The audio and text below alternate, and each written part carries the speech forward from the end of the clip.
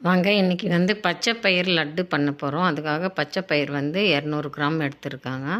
200 gram எடுத்து அதை நல்லா வந்து வறுத்து எடுத்துக்கலாம். நல்லா வந்து பச்சை வாசனை போக ரொம்ப கலராக வர அளவுக்கு வேண்டாம், மீடியமாக இருக்கிற அளவுக்கு வறுத்து எடுத்துக்கலாம். எப்போவுமே வந்து நம்ம நான்வெஜ் சிக்கன் எக்கெல்லாம் எடுத்துக்காத குழந்தைங்களுக்கு இந்த மாதிரி ப்ரோட்டீன் நிறைஞ்ச பச்சை பயிர் லட்டு செய்து கொடுத்தா ரொம்ப ஹெல்த்தியாகவும் ப்ரோட்டீன் நிறைஞ்சதாகவும் இருக்கும். இது வந்து எப்போ மந்த்லி ஒரு 2 டைம்ஸ் இந்த மாதிரி செய்து கொடுங்க. ரொம்ப டேஸ்டியாக ஹெல்த்தியாக ப்ரோட்டீன் நிறைஞ்ச பச்சை பயிர் லட்டு. இதை நல்லா பாருங்கள், இந்த அளவுக்கு வறுத்துக்கிட்டால் போதும், ரொம்ப கலர் மாற வேண்டாம். பாருங்கள், இது நல்லா வந்து 2 ஏலக்காய் போட்டு கூட பவுட்ரு பண்ணிட்டு வந்துட்டேன். நல்லா அரைச்சி எடுத்துகிட்டு வந்துட்டேன். பாருங்கள் எவ்வளோ ஃபாஸ்ட்டாக நைஸாக அரைச்சிடுது. இந்த அளவுக்கு அரைச்சி எடுத்துன்னு வந்துட்டேன். இதுக்கு வந்து 200 கிராம் வந்து பச்சை பயிர் எடுத்துருக்கோம் இல்லைங்களா, 150 கிராம் வந்து வெல்லம் எடுத்திருக்கேன்.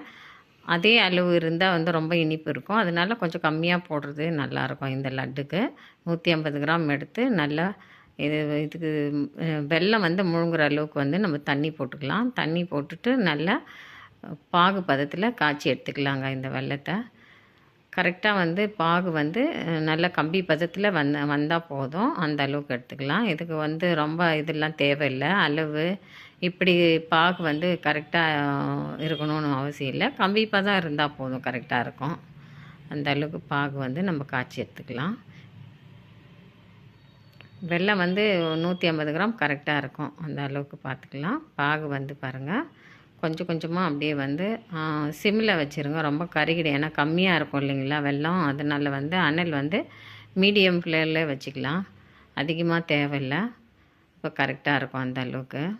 பாருங்கள், பாகு வந்து நல்லா நம்ம காஞ்சிடுது, இந்த அளவுக்கு வந்தால் போதுங்க. ரொம்பலாம் வந்து அது கொதிக்கவும் நிறையவும் இருக்க வேண்டாம், கம்மியாகவும் இருக்க வேண்டாம், மீடியமாக ஒரு கம்பி பதம் வந்தால் போதும். நம்ம அதிரசம் செய்கிற அளவுக்கெல்லாம் ரொம்ப அந்த பாகுலாம் அந்த அளவுக்கு கரெக்டெல்லாம் தேவையில்லை, இந்த அளவுக்கு காய்ச்சிக்கிட்டால் போதும். இந்த ஒரு கம்பி பதம் வந்தால் போதும். நம்மளுக்கு அந்த வாசம் காயறச்சே தெரியும், நம்மளுக்கு அந்த பாகு வாசம் வந்துடும். அதில் வந்து இதை எடுத்து விட்டு பார்த்தோம்னா அந்த கம்பி பதம் வரும். இந்த அளவுக்கு வந்தால் போதும். இதை அப்படியே கொஞ்சம் எடுத்து பக்கத்தில் வச்சுட்டு ஒரு 25 கிராம் வந்து முந்திரி, ஒரு 6 பீஸ் வந்து பாதாம், அந்த அளவுக்கு எடுத்துக்கலாம் போதும். அதுக்கு வந்து பொடியாக கட் பண்ணி வச்சுருக்கேன். அதை வந்து அப்படியே பாத்திரம் அடுப்பில் வச்சு நெய் வந்து ஒரு 3 ஸ்பூன் அளவுக்கு எடுத்துக்கலாம், அது கரெக்டாக இருக்கும். இதை அப்படியே எடுத்து இந்த பாகு பக்கத்தில் வச்சிடுறேன். கொஞ்சம் நிறைய நேரம் விடக்கூடாது, கொஞ்சம் நேரத்தில் சட்டுன்னு அந்த நெய் போட்டு வறுத்துட்டு இந்த பாகை யூஸ் பண்ணிட போகிறோம். அப்படியே எடுத்து வச்சுருக்கேன். பாருங்கள், நெய் வந்து கடாய் வச்சுருக்கேன். நெய் 2 ஸ்பூன் எடுத்துக்கலாம். இந்த நான் வந்து வீட்டில் செய்த காய்ச்சின நெய் தான், அது பியூராக நல்லா இருக்குது பாருங்கள். இது வந்து 2 ஸ்பூன் அளவுக்கு எடுத்துக்கலாம், கரெக்டாக இருக்கும்.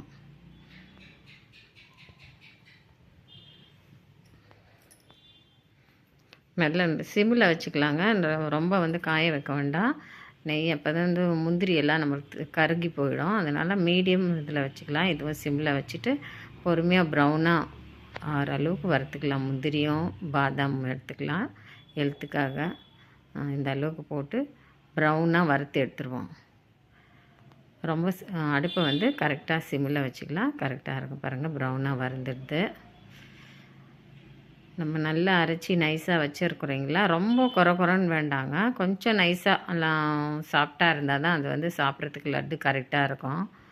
அந்த அளவுக்கு அரைச்சிக்கிட்டாலே கரெக்டாக இருக்கும். பச்சை பயிறு லட்டு வந்து நல்லா வந்து ஹெல்த்தியானதுங்க, ப்ரோட்டீன் நிறைஞ்சி இருக்குது. அதனால் நம்ம அடிக்கடி இதை வந்து சாப்பிட்லாம். நம்ம என்ன சாப்பிட்டாலும் சைடில் இது ஒரு லட்டு சாப்பிட்டோம்னா ரொம்ப ஹெல்த்தியாகவும் டேஸ்டியாகவும் இருக்கும். இந்த மாதிரி அடிக்கடிக்கு கொடுங்க. நல்லா கலர் வந்து ப்ரௌன் கலர் வந்துடுது, ரொம்ப வந்து கலர் வேண்டாம், இந்த கலர் போதும். பாருங்கள், நைஸாக இந்த அளவுக்கு இருந்தால் போதும். மாவு அப்படியே இதில் போட்டுக்கலாம், அந்த சூட்லேயே கலரி விட்டோம்னா கரெக்டாக இருக்கும்.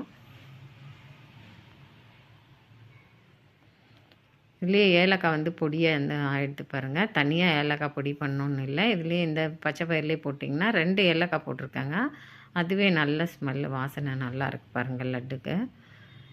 இது பாருங்கள், இது நல்லா வறுந்துடுச்சு. இப்போ மீடியமில் இருக்கிறதுனால இது கருகில் பச்சை பயிறு ஏற்கனவே வறுத்தது தான், அப்படியே நெய்யில் கொஞ்சம் வறுத்தோம்னா வாசனை நல்லாயிருக்கும். இப்போ வந்து அந்த பாகை எடுத்து இதில் போட்டுட்டுலாங்க. இதை போட்டுட்டு நல்லா மிக்ஸ் பண்ணிடுவோம்.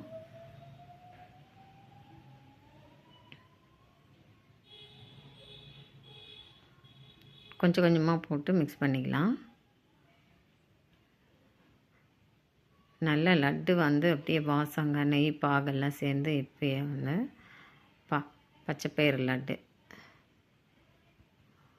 ரொம்ப டேஸ்டியாக இருக்கும். நம்ம வந்து சின்ன வயசில் கம்பரக்கட்டு சாப்பிட்ருப்போம் இல்லைங்களா, அதை விட ஹெல்த்தியானதுங்க இது. ரொம்ப டேஸ்ட்டாக லட்டு அந்த மாதிரி நம்மளுக்கு டேஸ்ட்டாக இருக்கும். பாருங்கள், கரெக்டாக எடுத்து இது வந்து கொஞ்சம் நல்லா சூடாக இருக்கிறப்பே நம்ம பிடிச்சிடலாங்க. இல்லைன்னா அப்புறம் பிடிக்கிறதுக்கு கொஞ்சம் கஷ்டமாக இருக்கும். கொஞ்சம் சூடாக தான் இருக்குது. சூடு பொறுத்து கையில் கொஞ்சம் எண்ணெய் தடவிட்டு இந்த மாதிரி ஒரு லட்டாக பிடிச்சி வச்சிடலாம். சுட பிடிச்சிட்டோன்னா கொஞ்சம் ஈஸியாக இருக்கும். இன்னும் கொஞ்சம் பிடிக்கிறதுக்கு தான் சூடாக பிடிக்கிறது தான் கஷ்டமாக இருக்குது. டக்குன்னு பிடிச்சி வச்சிட்டோன்னா கொஞ்சம் அது கரெக்டாக இருக்கும். இல்லைன்னா உதிரி ஆகிடும். லட்டு பிடிக்கிறதுக்கு கொஞ்சம் கஷ்டமாக இருக்கும். அப்படியே சூடு இருக்கிறச்சே கொஞ்சம் பிடிச்சி வச்சிடலாம். பாருங்கள், ஹெல்த்தியான டேஸ்டியான பச்சைப்பயிறு லட்டு ப்ரோட்டீன் நிறைஞ்சது. இந்த மாதிரி நீங்களும் செய்து கொடுங்க. இந்த வீடியோ பிடிச்சிருந்தால் லைக் பண்ணுங்கள், ஷேர் பண்ணுங்கள், சப்ஸ்கிரைப் பண்ணுங்கள் விசேஷம் வெள்ளூர் வீலாக் சேனலுக்கு. மறக்காமல் பெல் ஐக்கானு கிளிக்